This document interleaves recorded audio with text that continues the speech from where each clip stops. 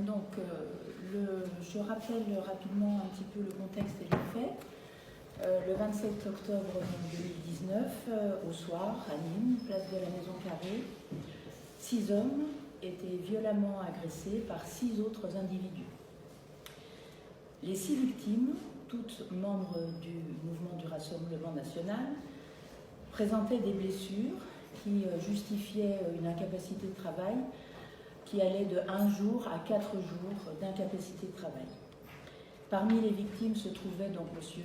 Johan Gillet, élu au conseil municipal de la ville de Nîmes. L'enquête de flagrance, confiée donc à la sûreté départementale du commissariat de police de Nîmes, permettait rapidement d'identifier 2 des agresseurs, en l'occurrence 2 frères, originaires de la commune de Saint-Gilles, âgés respectivement de 22 ans et de 25 ans.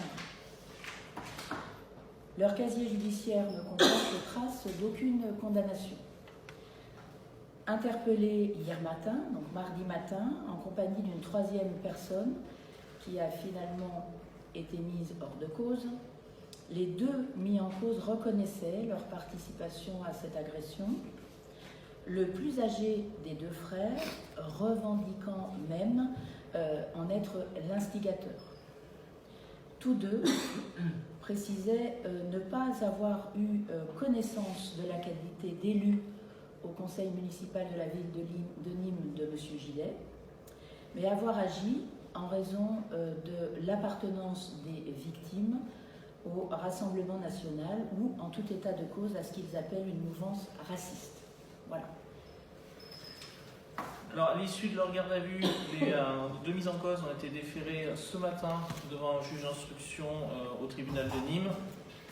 Donc, le parquet a ouvert aujourd'hui même une information judiciaire du chef de violence aggravée par 3 circonstances.